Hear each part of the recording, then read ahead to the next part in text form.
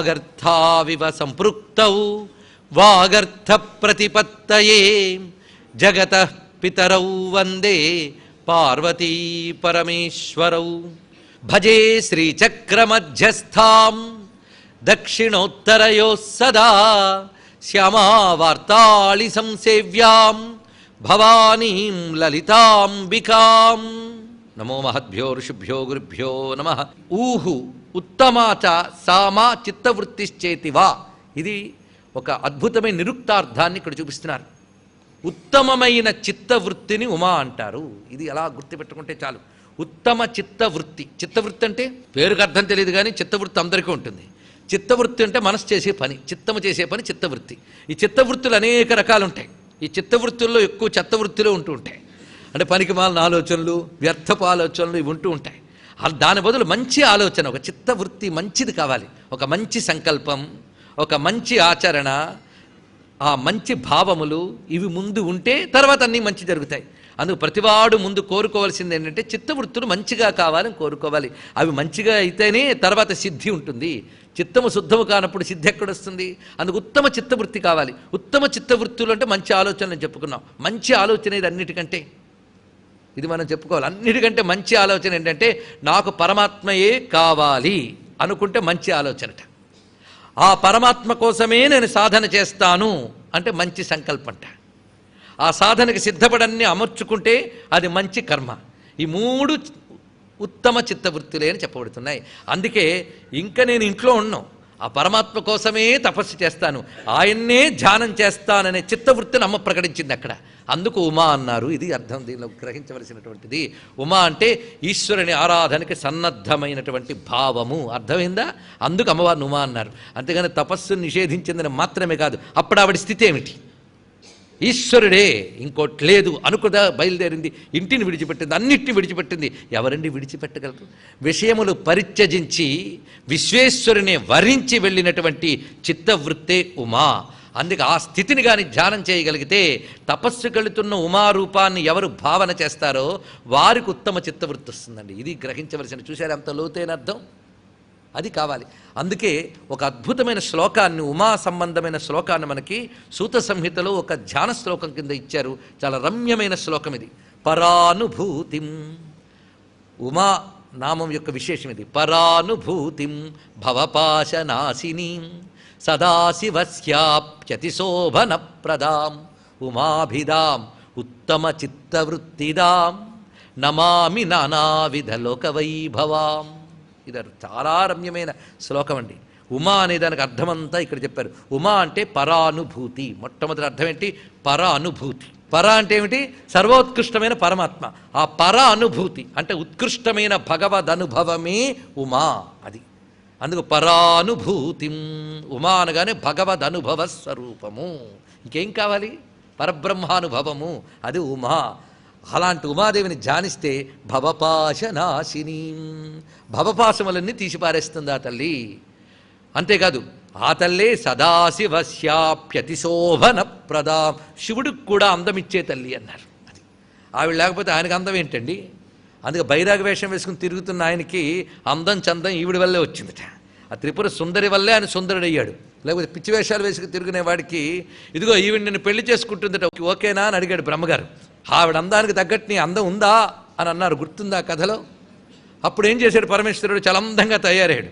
అంతవరకు జడలు కట్టుకుని అలా ఉన్నటువంటి వాడికి ఒక్కసారి చిదగ్ని కుండల్లోంచి పుట్టిన అమ్మవారిని చూపించి ఈవిడ్ని పెళ్ళాడాలి, అంత అందంగా ఉందో చూడు, తమరి వేషం ఏంటి ఇలా ఉంది అన్నట్టు బ్రహ్మగారు. క్షణంలో వస్తానన్నాడు. వెంటనే వేషం మార్చుకొచ్చట. ఎంత అందంగా తయారయ్యాడు. ఆయనకి పెళ్ళి అనగానే రూపం అంతా మారిపోయింది. ఆవిడ కోసం అందంగా తయారయ్యట. అందంగా తయారాడు, ఆనందంగా తయారయ్యాడు. అందుకు పరమేశ్వరుడు మనకు సుముఖంగా అందంగా కనబడాలంటే అమ్మను పట్టుకోవాలండి. అప్పుడు ఆయన వెంటనే మనల్ని అనుగ్రహిస్తాడు. అందుకే సదాశివస్యాప్యతి శోభన ప్రదాం. అది నమామి నానావిధ లోక వైభవాం ఉమాభిదాం ఉత్తమ చిత్తవృత్తిదాం. అక్కడ చెప్పాడు ఉత్తమ చిత్తవృత్తియే ఉమా, పరానుభూతయే ఉమా, భవపాశనాశిని విద్యయే ఉమా. అటువంటి ఉమాదేవిని ఎవరైతే ఉపాసన చేస్తారో వారికి అవన్నీ లభిస్తున్నాయి. అందుకు ఉమాభిదాం ఉత్తమ చిత్తవృత్తిదాం, ఉత్తమ చిత్తవృత్తిని ఇచ్చునది అని. ఒకవేళ ఇంత చెప్పినా ఆ స్థితి అర్థం కాలేదనుకోండి, ఉమానామం 1000 మార్లు అనుకోవాలి. అప్పుడు ఉత్తమమైన విషయం అర్థమవుతుంది. అది ఉత్తమ చిత్త వృత్తిదాం నమామి నానావిధ లోక వైభవం అక్కడ చూపించాడు. ఇదే ఉమాం హైవవతీం బహుశోభమానాం అనే దానికి వ్యాఖ్యానం ఇది. వేదానికి పురాణానికి ఉన్న అండర్స్టాండింగ్ ఎంత గొప్పగా ఉందో చూశారు. ఇక్కడ వేదం ఏం చెప్పిందో పురాణం అదే చెప్పింది. ఇతిహాస పురాణాభ్యాం వేదం సముపబ్రహ్మయత్ అంటే ఇదే అర్థం ఇక్కడ. అందుకే నమామి నానావిధ లోక వైభవాం, ఆ ఓంకార రూపమైన ఈశ్వర శక్తి ఉమాగా వెలికి వచ్చి ఇన్ని లోక వైభవములుగా వ్యక్తమవుతున్నది. ఇది గమనించుకోవాల్సిన గొప్ప అంశము. అందుకే ఈ భవ్యమైన శ్లోకం ఉమా అని చెప్పబడుతున్నది. ఓంకార సారశక్తిత్వాత్ ఉమేతి పరికీర్తిత. ఇది ఒక మరొక అద్భుతమైన అర్థం చెప్పారు. ఓంకారం యొక్క సారశక్తిని ఉమా అంటారు. ఇంకేం కావాలండి మనకి? మొత్తం ఓంకారం యొక్క సారం వచ్చేసింది ఉమాలో.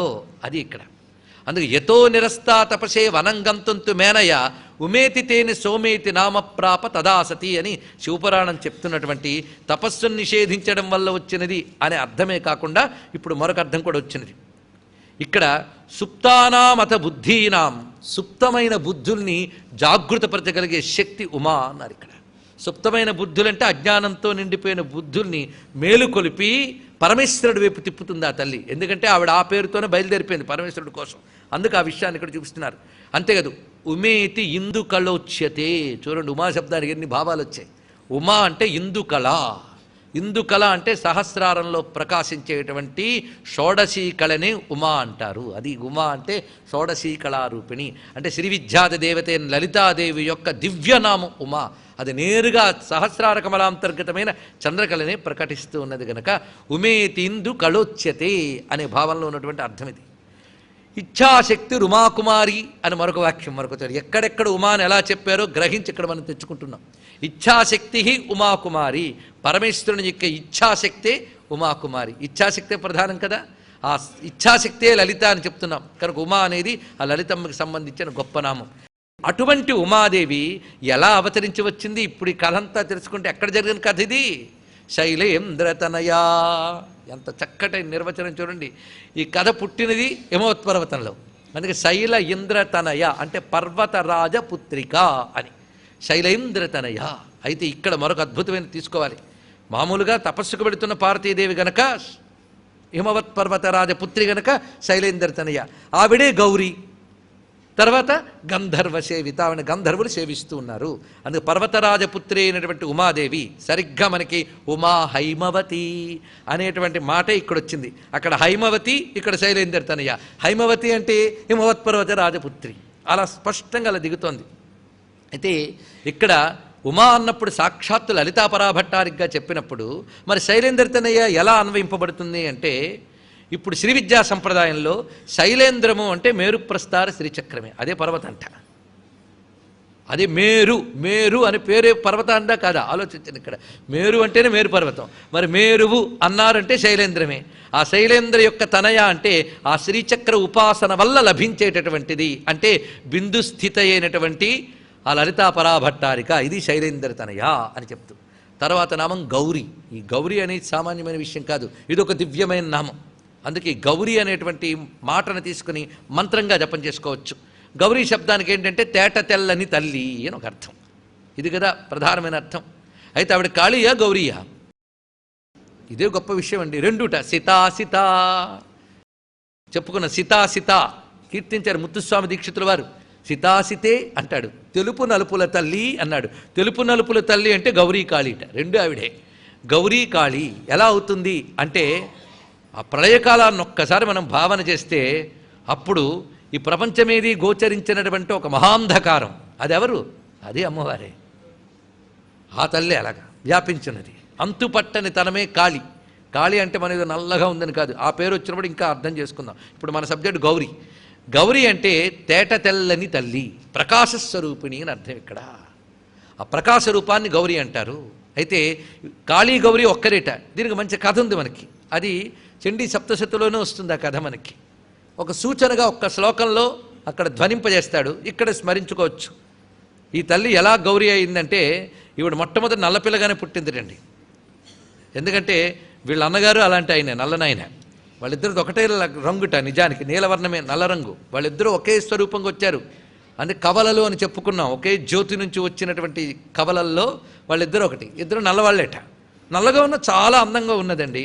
ఎందుకంటే నల్లదనంలో ఉన్న సౌందర్యం ఆ మహానుభావుడు విష్ణువు తెలుసు ఆయనకి. అలాగే ఆ శ్యామ అనే వర్ణమే చామనచాయ రంగు, అటువంటి రంగుతో ఉండేది అమ్మ. కానీ శివుడికి పెళ్లి చేసుకున్నప్పుడు మాత్రం చక్కగా కోరుకుని కాళీప్రాపణలాలసహ అంటాడు మన శివపురాణంలో. కాళీప్రాపణలాలసహ అంటే కాళీదేవిని పెళ్లి చేసుకుంటున్నాను ఉత్సాహంగా కూర్చున్నట్టు పెళ్లి మండపం మీద. అప్పుడు కాళీప్రాపణలాలసహ పెళ్ళైపోయి కొంతకాలానికి నల్లపిల్ల నువ్వు నల్లగా ఉన్నావు అంటున్నట్టు. ఎప్పుడు ఇది ఒకటి కొత్తగా అలవాటు చేసుకున్నట్టు ఆయన. అప్పుడు ఆవిడ ఇదేం బాగోలేదనుకుని వీళ్ళు తపస్సు కూర్చుందిటండి. అంత తపస్సు చేస్తే ఏంటమ్మా ఏంటి నీ తపస్సు ఏం కావాలి అంటే నేను తెల్లగా కావాలి అన్నదిట. వెంటనే ఆవిడ తెల్లగా మారింది. మరి ఇంతవరకు నలుపేమైంది? ఆ నల్లని కోశాన్ని విడిచిపెట్టి తెల్లగా తయారైందిట. ఆ నల్లని కోశమే కౌశికి అనే శక్తిగా మారింది. ఆ తల్లే బయలుదేరి శుంభ సంహారం చేసి అంత కథ నడిపిందండి. ఇదిగో అంత కథ నడపడం కోసం నల్ల పిల్ల అనాల్సి వచ్చింది. చూడండి ఇక్కడ వాళ్ళ పరిహాసాలు లీలలు లోకాలని కళ్యాణాలు. ఇది మనం ఏమైనా పరిహాసాలు చేస్తే కలహాలు అవుతాయి, వాళ్ళ పరిహాసాలు కళ్యాణాలు అవుతాయి. ఇది తెలుసుకోవాల్సింది ఇక్కడ. అందుకు అటువంటి భవ్య కళ్యాణ వైభవం లోక కళ్యాణం జరిగింది. అప్పుడు గౌరిగా వచ్చింది కదా, చూడు నేను ఎంత తెల్లగా ఉన్నాను అందుట. ఎందుకంటే శివుడు తెల్లనివాడు. మనకిప్పుడు కొన్ని పెయింటింగ్స్లో ఫోటోల్లో నల్లగా వేసేస్తున్నారు, కానీ శివుడు ఎప్పుడు తెల్లనివాడండి. అందుకే తెల్లదనం కనుక ఆవిడ నల్ల అన్నాడు. ఇప్పుడు ఆవిడ కూడా తెల్లగా తయారు వచ్చింది. శంఖకుందేందు వర్ణాచేత్యతో గౌరీతి సాస్మృత. శంఖము మల్లె పువ్వు వలె తెల్లగా ఉన్నటువంటి తల్లిని గౌరీ అని అంటారు అని. అయితే కాన్యాకుబ్జం అనే పీఠంలో ఆ పీఠాది దేవతగా గౌరీదేవి ఉన్నది. ఇది అయితే గౌరీ మంత్రము వేదముని యందు చాలా చిత్రంగా సూర్యుడికి వాడారండి. గౌరీ, గౌహు అంటేనే కాంతిపుంజములు అని అర్థం. ఆ కాంతిపుంజలు ప్రసరిస్తున్నటువంటి వాడు సూర్యుట్ట. అయ్యా సూర్యుడు అంటూ ఉన్నప్పుడు గౌరీ ఎలా అవుతుంది? సూర్యుడువా ఎప్పుడైనా మగాడిగా కనబడ్డాడు ఆయన? కాంతిపుంజాన్ని పట్టుకుని మగాడ అంటే ఏంటండి? మహాకాంతిపుంజం. కానీ ఉపాసిస్తే పురుషదేవతగా ఉపాసిస్తే పురుషుడుగా ఆయన గోచరిస్తాడు. స్త్రీవేత దేవతకు ఉపాసిస్తే స్త్రీగాను అనుగ్రహిస్తాడు. మరి భానుమండల మధ్యస్థ అయినప్పుడు ఆ సూర్యమండలాంతర్వర్తి అయిన ప్రకాశ స్వరూపమే గౌరీ. అందుకే గౌరీ శబ్దము వేదమయందు సూర్యపరంగా వాడిన మంత్రములు కొల్లలు. అందుకే గౌరీ మిమాయ సలిలాని తక్షేకపది ద్విపది సా చతుష్పది అష్టాపది చెప్తున్నారు. అయితే సూర్యుడు అగ్నిశోమాత్మకంగా వచ్చేటువంటి సూర్యప్రకాశాన్ని గౌరీ అనాలని వైదికమైన నిర్వచనం. ఇది తెలుసుకోవాలి. ఇది ఒక అద్భుతమైన మాట. ఇది అగ్నిశోమాత్మకము అంటే అటు అగ్ని లక్షణము ఇటు జల లక్షణం కలిసి వస్తాయట. సూర్యుడి యొక్క స్వరూపమే అది అగ్నిశోమాత్మకం. అందుకే సూర్యుని యొక్క కిరణముల్లోంచి అగ్నిశోమాత్మకమైన శక్తి ప్రసరిస్తూ ఉంటుంది. ఆ వివరాన్ని చూపిస్తున్నారు. అగ్నిశోమాత్మక శక్తి కనుకనే గౌరీ మిమాయే సలిలాని అనే మాట చెప్పడంలో ఆ శోమాత్మకం అని చెప్పడం భావం అక్కడ కనబడుతున్నది. అది గగనమండలంలో ప్రకాశించేటప్పుడు ఒక మహాప్రకాశం కనబడుతూ భూమికి వచ్చేటప్పుడు క్రమక్రమంగా ఎలా విస్తరిస్తూ వస్తుందో అక్కడ వివరించారు. అందుకే ఏకపది ద్విపది సా చతుష్పది అష్టాపది. ముందు ఎక్కడో ఉన్నటువంటి పరతత్వం ఆకాశంలో సాక్షాత్కరించుతూ క్రమంగా భూమిపైకి ప్రసరించేటప్పుడు ద్విపదే అయిందిట.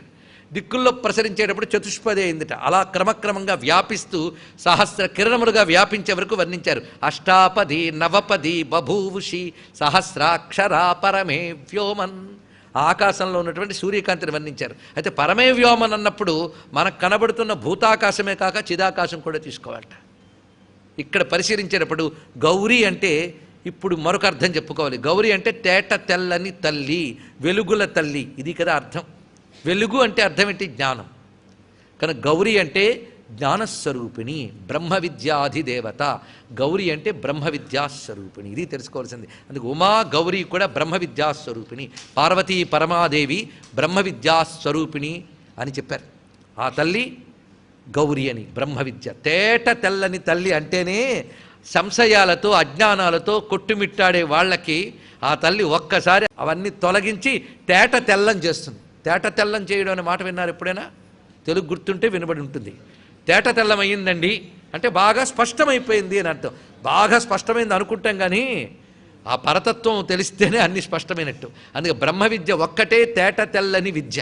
అందుకే గౌరీ అంటే బ్రహ్మ విద్యాస్వరూపిణి. ఇది తెలుసుకోవాల్సింది. ఈ బ్రహ్మ విద్య మనకి ఎలా వచ్చింది?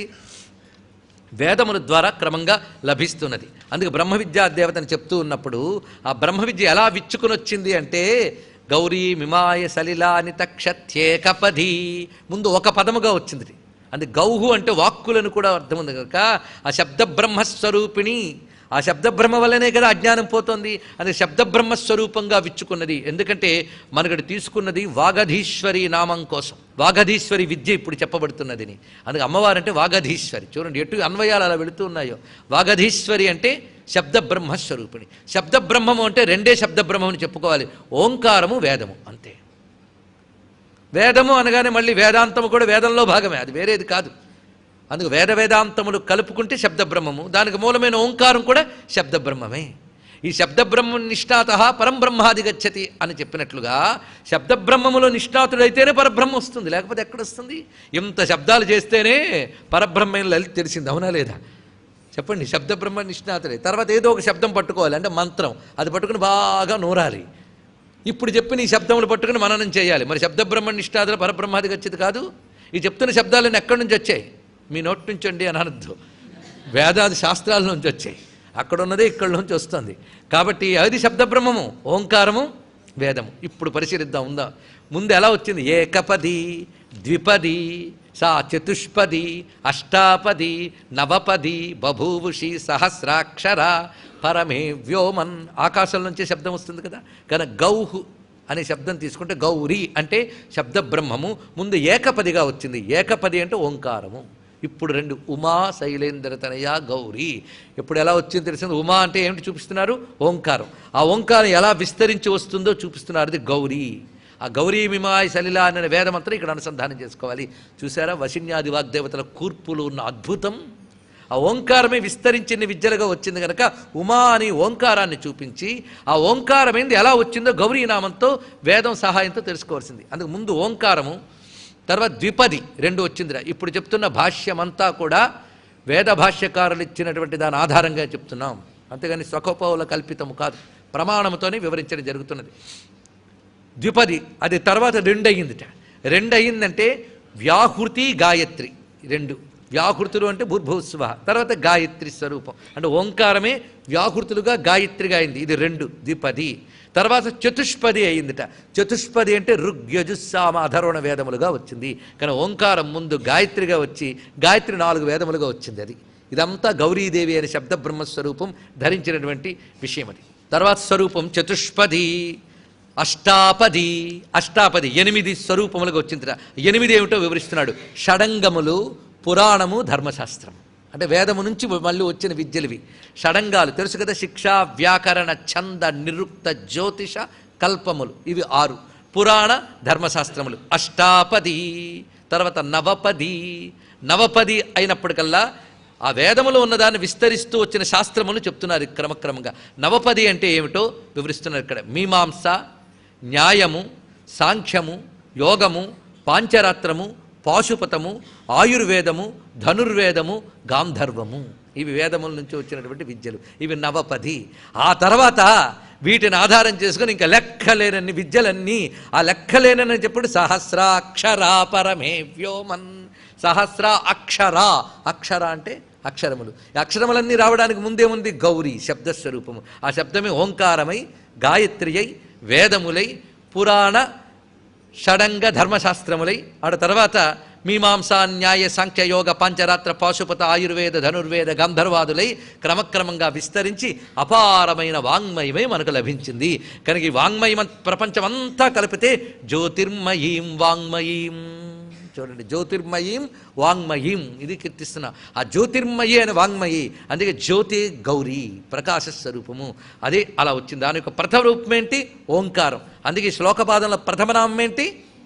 ఉమా అంటే ఓంకారం. అంత అందంగా ఉన్నది చూడండి. అందుకే ఉమా శైలేంద్రతనయ గౌరీ. అటువంటి గౌరీదేవి శబ్ద విద్యగా ఎప్పుడొచ్చిందో ఆ అక్షరములు తీసుకొని, ఆ స్వరములు తీసుకొని, ఆ అక్షరాలతో, ఆ స్వరాలతో ఆ తల్లినే గానం చేస్తున్నారు. అది చక్కగా గానం చేస్తే అదే గాంధర్వము. ఆ అక్షర విద్యతో, ఆ నాద విద్యతో గానం చేస్తే గాంధర్వం, అదే గానం. ఆ గానంతో సేవింపబడుతూ ఉంటుంది ఆ తల్లియే. అందుకే గౌరీ గంధర్వ సేవిత. ఇది దీనికి ఉన్నటువంటి అద్భుతమైన క్రమం చూడండి. మొత్తం శబ్ద బ్రహ్మస్వరూపినిగా అమ్మవారిని ఎలా ఆవిష్కరించారో. అందుకే ఇది భవ్యమైన నామం. ఇది ఉమా శైలేంద్రతనయ గౌరీ గంధర్వ సేవిత. ఇప్పుడు మొత్తానికి బ్రహ్మ విద్యాది దేవత అని చెప్పారు. ఇప్పుడు ఇంకా అక్కడి నుంచి వివరిస్తున్నారు. ఆ తల్లి కడుపులోంచే, ఆ అక్షరస్వరూపిణైన ఆ తల్లి కడుపులోంచి విశ్వమంతా ఆవిర్భవించింది అని విశ్వగర్భ, స్వర్ణగర్భ, వరదా వాగధీశ్వరి.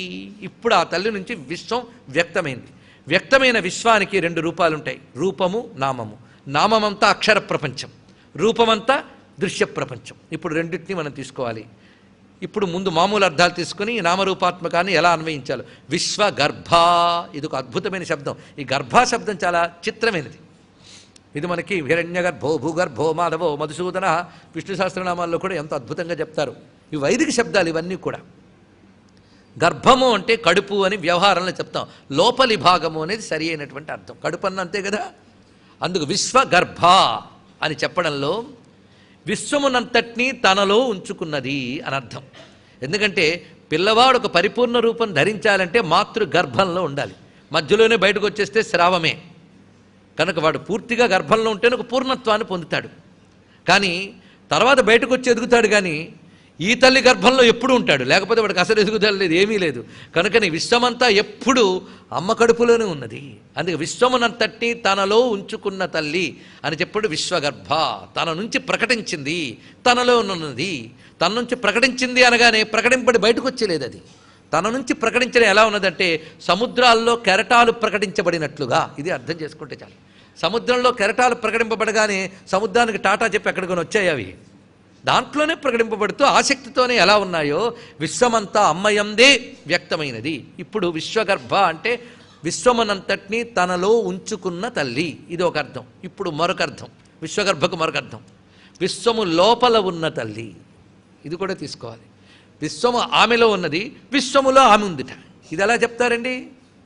ఇప్పుడు పిల్లాడు తల్లి కడుపులో ఉన్నంటే పర్వాలేదు, కానీ పిల్లాడిలో తల్లి ఉందంటే చెప్తే సరిపోతుందా?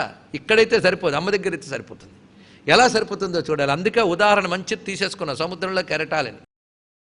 ఇప్పుడు కెరటాలన్నీ ఎందులో ఉన్నాయి? కెరటాల్లో ఉన్నదేమిటి? అదేగా సముద్రం తప్ప మరేమున్నది? ఇదే అర్థం చేసుకోవాలి. విశ్వగర్భ అమ్మ అంటే అఖండాత్మస్వరూపిణి. ఆ తల్లి యందే ఈ లోకమంతా ఉన్నది. ఆ తల్లి ఈ లోకంలో ప్రత్యణువులో ప్రసరించింది. ఆ చైతన్యంగా ఆవిడ లోపల లేకపోతే మనం కదలగలమా చెప్పండి ఇక్కడ. కనుక మనందరూ అమ్మలో ఉన్నాం, అమ్మ మనలో ఉన్నది. అందుకే సర్వం యస్మిన్ సేతే సర్వస్మిన్ యశ్యేతే అన్నారు ఇక్కడ గొప్ప మాట. అన్నీ ఎవరి యందు ఉన్నాయో, అన్నిటి యందు ఎవరున్నారో ఆమె అమ్మ. కనుక విశ్వగర్భ అయింది.